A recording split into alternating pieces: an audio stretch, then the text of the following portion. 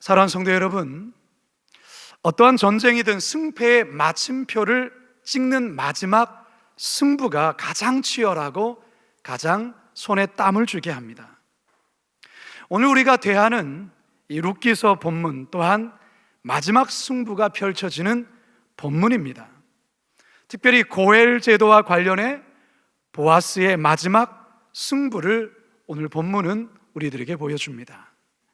과연 이 마지막 승부가 과연 어떻게 되는지, 그리고 이 본문을 통해 저와 여러분들에게 주시는 메시지가 과연 무엇인지 다 같이 본문으로 들어가 주님의 귀한 음성 듣게 되길 주님의 이름으로 축원합니다. 따라 하시겠습니다. 은밀히 도우시는 하나님을 신뢰해야 합니다. 오늘 우리가 룻기서 4장을 펼치면서 이 4장의 시작과 함께 보아스가 성문으로 올라가는 장면을 보여주고 있습니다. 자, 4장 1절 상반절 함께 읽습니다. 시작. 보아스가 성문으로 올라가서 거기 앉아 있더니. 여러분, 왜 갑자기 보아스가 성문으로 올라가는 걸까요? 그 이유는 고대 시대의 이 성문의 역할 때문에 그렇습니다. 당시의 성문에서는 이 공적인 중요한 여러 가지 일들이 처리되곤 했었는데요, 우리가 구약 성경을 읽다 보면 이 성문에서 아주 중요한 일들이 다루어지는 내용들을 종종 볼 때가 있습니다. 그 가운데 하나가 창세기 23장에 아브라함이 죽은 아내 사라를 장사하기 위해서 에브론에게 은 400세겔을 주고 막벨라 굴을 사게 되는데요, 바로 성문에서 그것을 구입하는 장면을 보여줍니다. 이처럼 고대의 성문에서는 중요한 상거래가 성사되기도 하고 송사와 관련된 판결과 재판이 이루어지기도 했습니다. 그리고 장도 열렸습니다. 따라서 보아스는 기업 물음에 대한 이 일을 적법하게 처리하기 위해서 바로 성문으로 올라갔던 것입니다. 자, 그런데 참으로 놀랍게도 성문에 올라가 앉자마자 마침 보아스가 만나려는 1순위 기업 물을 자가 그 앞을 지나가고 있던 것입니다. 기가 막힌 타임 아닙니까? 여러분, 이게 우연일까요? 결코 아닙니다. 우리는 이 장면에서 하나님의 선한 손길이, 하나님의 선한 도우심이 지금 보아스와 함께 있다는 것을 깨달으셔야 합니다. 특별히 우리가 이 마침이라는 단어, 이 단어에 우리가 주목해 볼 필요가 있는데요, 마침이라는 단어는 이 4장 1절에서만이 아니라 2장 4절에서도 쓰였습니다. 한번 보실까요? 2장 3절 하반절에서 4절입니다. 시작. 엘리멜렉의 친족 보아스에게 속한 밭에 이르렀더라. 마침 보아스가 베들레헴에서부터 와서 베는 자들에게 이르되 여호와께서 너희와 함께 하시기를 원하노라. 자, 저기에도 보면 마침이라는 단어가 쓰여 있죠. 여러분이 마침이라고 번역하고 있는 히브리어는 왜 힌네라는 감탄사입니다. 이거를 보통 어떻게 번역하냐면 그런데 봐라 라고 해석하기도 하고요, 쉽게 짜잔 이런 어떤 의미를 담고 있어요. 어떤 사건과 타이밍에 하나님의 손길이 담겨 있을 때 쓰이는 단어라 할 수가 있습니다. 하나님께서 룻기 2장에 이 룻 앞에 보아스를 데려오셨을 때 마침이라는 이 단어를 쓰고 있습니다. 뿐만 아니라 지금 4장에서 그 기업 물을 자가 이 성문으로 가고 있는 이 상황에 마침이라는 단어가 쓰여진 것은 바로 하나님의 손길이 여기에 작용하고 있다는 것을 이야기하는 것입니다. 우리가 룻기서를 계속해서 공부하면서 말씀을 들으면서 룻기서의 여러 가지 특징들을 우리가 보고 있지만, 룻기서의 특징 중에 하나는 하나님이 직접 등장하시거나 하나님이 직접 말씀하시는 장면이 단 한 번도 나오지 않는다는 것입니다. 하지만 무대 뒤에서 그걸 이끌어가는 연출자와 같이 하나님이 인생의 무대 뒤에서 은밀하게 어떤 한 사람의 인생을 도우시며 이끌어가는 것을 보여주는 말씀이 바로 룻기서라는 것입니다. 여러분, 우리들도 마찬가지입니다. 우리의 눈에 하나님이 보이지 아니하지요. 그러나 하나님은 저와 여러분의 삶에서 결정적인 순간에 우리의 삶에 개입하시고 우리를 은밀하게 돕고 있다는 사실을 아셔야 합니다. 따라서 우리의 삶에 결코 우연이란 없습니다.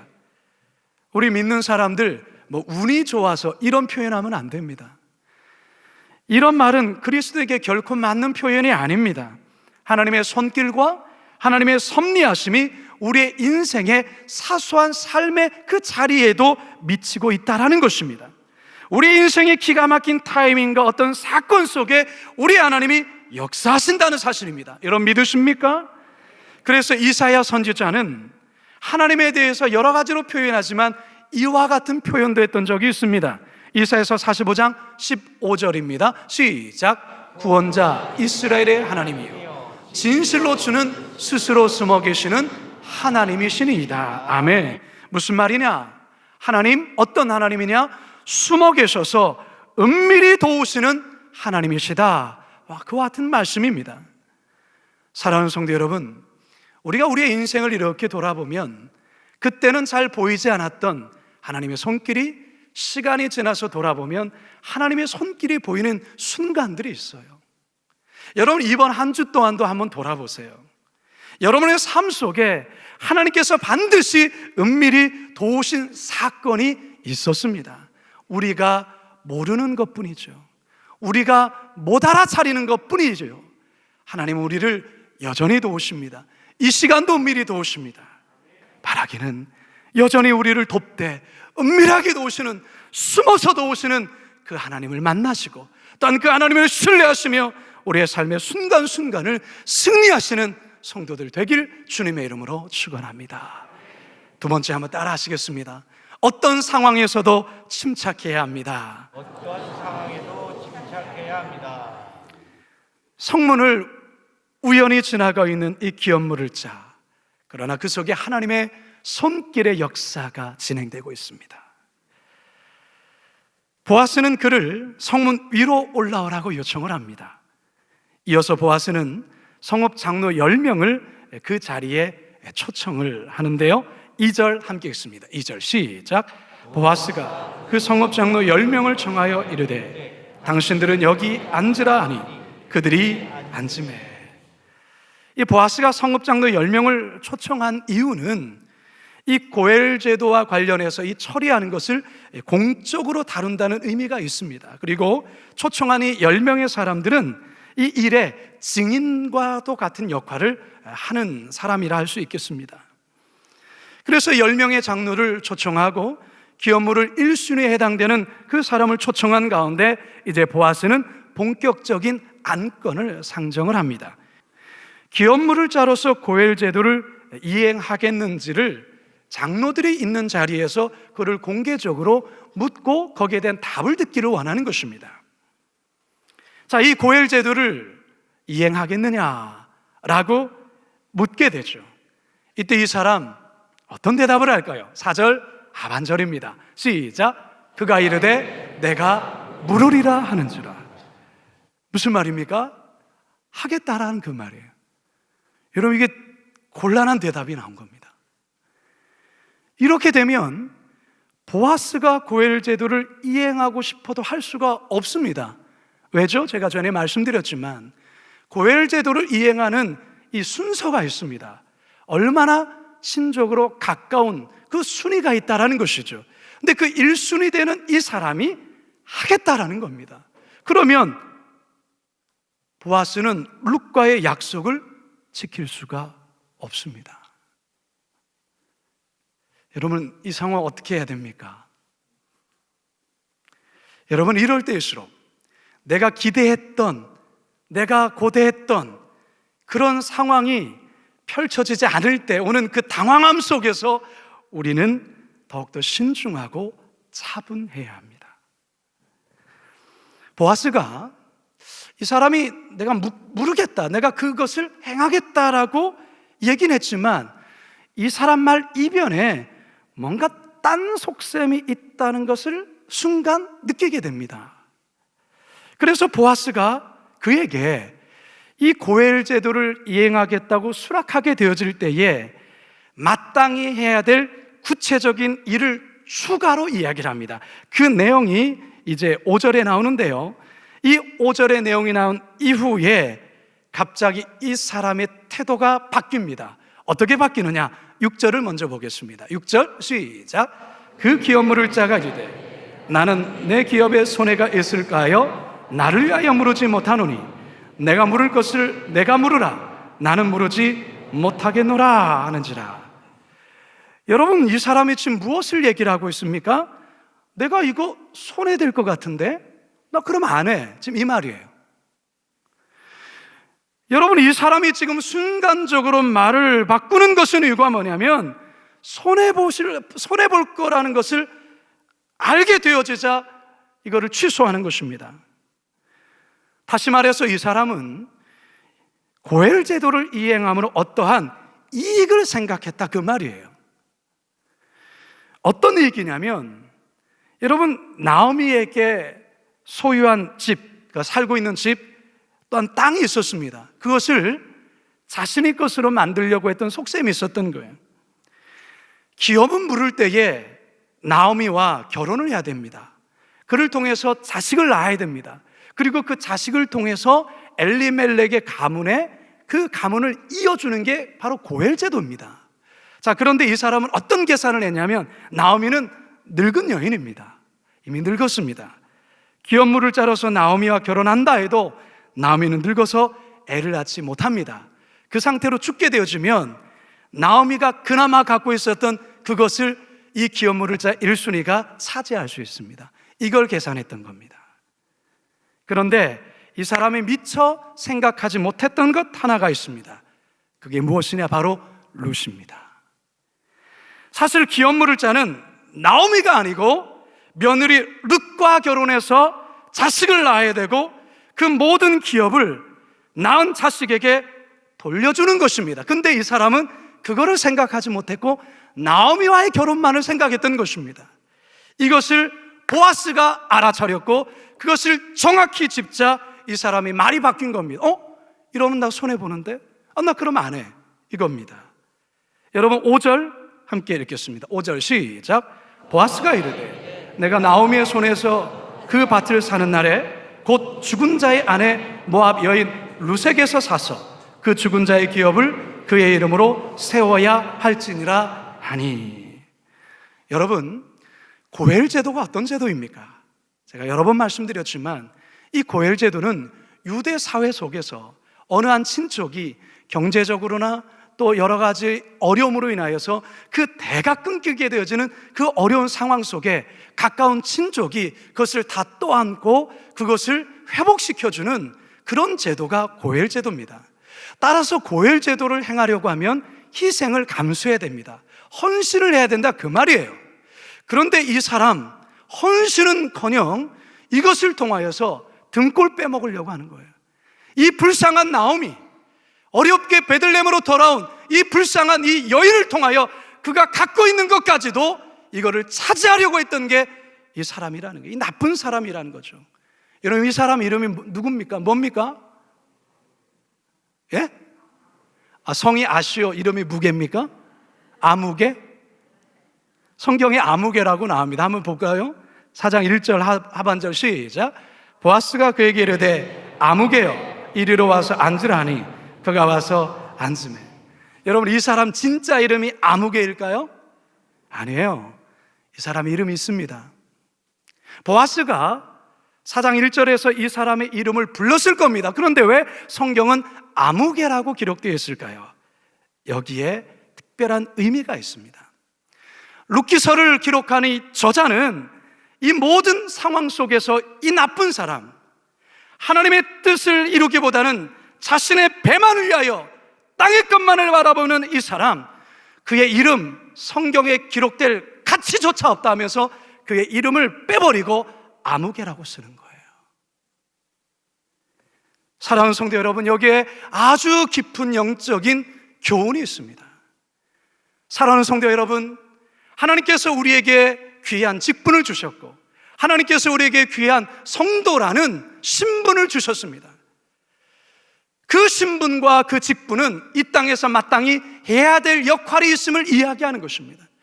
그러나 그것을 헌신짝처럼 버려버릴 때에 그는 땅의 사람이 되어지는 것이고 하나님 나라의 아무개라는 이름으로 불려지는 것입니다. 이름조차 불릴 가치가 없다는 것입니다.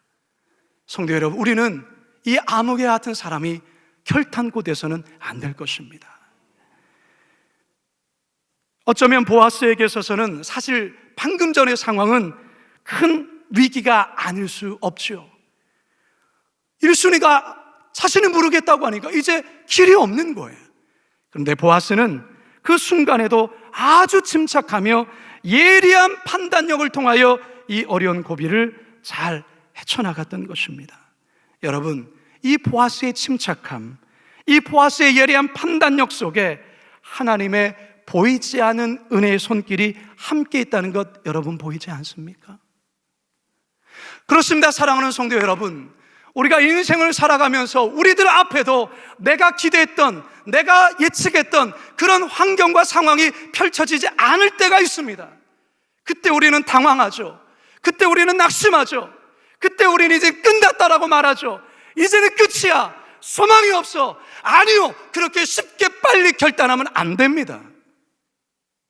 여러분, 자세히 보셔야 돼요. 침착하게 보셔야 돼요. 그 순간 하나님께 기도하셔야 돼요. 하나님, 어떻게 하죠? 지금의 상황 속에서 어떻게 결단을 해야 되죠? 어떻게 선택을 해야 되죠? 어떻게 말을 해야 되죠? 여러분, 그때 성령께서 우리에게 가르쳐 주시는 음성이 있습니다. 말씀이 있습니다. 지혜가 있습니다. 통찰력이 있습니다. 분별력이 있습니다. 여러분, 우리는 그것으로 우리의 인생의 난관과 어려움을 넉넉히 헤쳐나가는 것입니다. 우리의 치열한 그 영적인 전쟁터에서 이길 수 있는 것입니다. 바라기는 이 보아스와 같이 어떤 난관 속에서도 침착하심으로 멋진 승리를 행할 수 있는 우리 모두 되길 주님의 이름으로 축원합니다. 마지막 세 번째 따라 하시겠습니다. 승부의 마침표가 있음을 믿어야 합니다. 승부의 마침표가 있음을 믿어야 합니다. 기업 물음에 이 일을 이행하지 않겠다고 선언한 이 아무개씨, 곧바로 포기각서를 쓰고 보아스에게 이제 네가 그걸 해라라는 양도의식을 행합니다. 7절에서 8절 읽습니다. 시작. 옛적 이스라엘 중에는 모든 것을 물으거나 교환하는 일을 확정하기 위하여 사람이 그의 신을 벗어 그의 이웃에게 주더니 이것이 이스라엘 중에 증명하는 전례가 된지라. 이에 그 기업 물을 자가 보아스에게 이르되 내가 너를 위하여 사라 하고 그의 신을 벗는지라. 여러분, 고대 시대에 이 신을 벗는다라는 것은 자기의 권리를 포기한다라는 의미가 있습니다. 그래서 노예들에게는 신발을 신기지 않았습니다. 물론 이제 신이 귀하기도 했지만 노예들에게는 신발을 신기지 않습니다. 왜 그렇습니까? 너의 주인은 나다라는 거죠. 너는 너의 권한이 없어, 이 말이에요. 모세가 떨기나무 불 가운데 하나님을 만났을 때 하나님께서 첫 번째로 모세에게 하신 말이 무엇입니까? 내 발에서 신을 벗으라. 무슨 말입니까? 지금까지 너는 너의 야망, 너의 열정, 너의 그 어떤 것으로 살아왔지만 이제 너의 삶의 주인은 너 자신이 아니야, 나야. 따라서 너의 신을 이제 벗어. 거룩한 땅이니 너의 신을 벗어. 바로 그런 의미입니다. 나의 권리를 포기한다라는 의미가 담겨 있는 것이죠. 바로 이 기업물임의 일을 양도하는 의식 속에 바로 이와 같은 의미가 담겨 있습니다. 이 아무개시, 기업물음의 1순위이지만 이것을 보아스에게 양도하는 이 사람이 보아스에게 그것을 양도하는 의미 속에 무엇을 하고 있습니까? 자신의 신을 벗고 넘기고 있다라는 것이죠. 이제 이것을 양도합니다. 내 권리를 이 사람에게 넘깁니다. 그런 의미예요. 자, 이 일을 옆에서 지켜보던 10명의 장로들, 그 주변 사람들, 여러분 열광합니다. 보아스를 향해 칭찬을 아끼지 않습니다. 11절과 12절 같이 한번 읽습니다. 시작. 성문에 있는 모든 백성과 장로들이 이르되 우리가 증인이 되나니 여호와께서 내 집에 들어가는 여인으로 이스라엘 집을 세운 라헬과 레아 두 사람과 같게 하시고 내가 에브라스에서 유력하고 베들레헴에서 유명하게 하시기를 원하며 여호와께서 이 젊은 여자로 말미암아 내게 상속자를 주사 내 집이 다말이 유다에게 낳아준 베레스의 집과 같게 하시기를 원하노라 하니라. 할렐루야. 이 선포는 어떤 선포냐? 길고 길었던 보아스의 마지막 승부의 마침표가 드디어 찍게 되었다라는 선언을 의미하는 것입니다. 이 마지막 승부의 마침표는 그동안 인생에 말할 수 없는 피눈물을 흘렸던 나오미 인생의 고난의 끝을 말하는 것이고, 손이 푸르트록 이삭 죽기를 하며 시어머니를 섬겼던 이 룻의 어려움과 고생도 끝이라는 것을 의미하는 것입니다. 여러분, 보아스의 호통한 웃음소리가 혹시 들리지 않습니까? 룻과 나오미의 그 말로 다 할 수 없는 기쁨의 웃음소리가 여러분 이 시간 들리지 않습니까? 성도 여러분, 우리들도 인생을 살다 보면 우리의 인생 가운데 나오미의 인생과 같이 그야말로 처절한 인생이 있을 수 있습니다. 룻과 같이 처절한 인생이 있을 수 있습니다. 그런데 룻기서는 우리에게 무엇을 말합니까? 마침표를 찍는 날이 온다라 그 말이죠. 마침표를 찍는 그날이 있다라는 그 말인 것이죠. 이 룻기서의 보아스는 신약에서의 예수 그리스도를 예표하는 그런 인물입니다. 우리는 이 보아스를 통하여 예수 그리스도를 발견하게 됩니다. 여러분, 보아스를 만난 이 나오미와 룻의 인생에 그 방황의 종지부가 찍혀지는 것처럼 우리 인생의 방황을 종지부를 찍게 하시는 그분이 누구십니까? 예수 그리스도십니다. 예수 그리스도를 만나게 되어지면 인생의 방황이 끝이 나는 것입니다. 인생의 고난이 끝이 나는 것입니다. 삶의 방황이 끝이 나는 것입니다.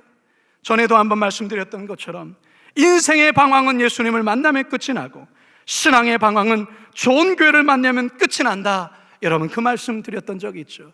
끝이 있다라는 것입니다. 여러분, 우리의 사명은 언제 끝이 날까요?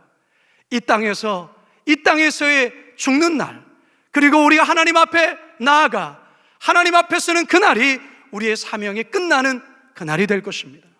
사랑하는 성도 여러분, 이 땅의 고난도 끝이 있고 이 땅에서 우리에게 주어진 사명의 끝나는 날도 반드시 있다는 것을 기억해야 됩니다. 따라서 힘들지만, 때론 어렵지만, 때론 버겁지만 여러분 끝까지 감당하셔야 됩니다. 주님 앞에 서는 그날까지 그 주님 앞에서 하나님 나라에서 내 주께 맡긴 모든 역사심을 다해 마치고 밝고 밝은 그 아침을 맞는 그때를 바라보면서 힘겹지만 어렵지만 이 믿음의 길 끝까지 걸어가야 하는 것입니다. 이제 저는 말씀을 마치려 합니다. 성도 여러분, 여러분의 삶에, 여러분의 내면에, 여러분의 가정에 치열한 싸움이 있으시죠? 언제까지입니까? 그렇게 한숨 쉬며 또한 지쳐하는 있죠. 여러분, 반드시 끝이 있습니다. 마지막 승부이기 때문에 더 치열한 것입니다. 예수님께서 이 땅에 재림에 오시기 전에 마지막 악한 영과의 치열한 영적 전쟁이 있는 것입니다. 주님 오실 때가 가까웠기에. 따라서 여러분, 힘들더라도 고통스럽더라도 우리를 은밀하게 도우시는 하나님의 손길을 기억하며 그분을 신뢰하며 끝까지 믿음의 행진을 걸어가시기 바랍니다.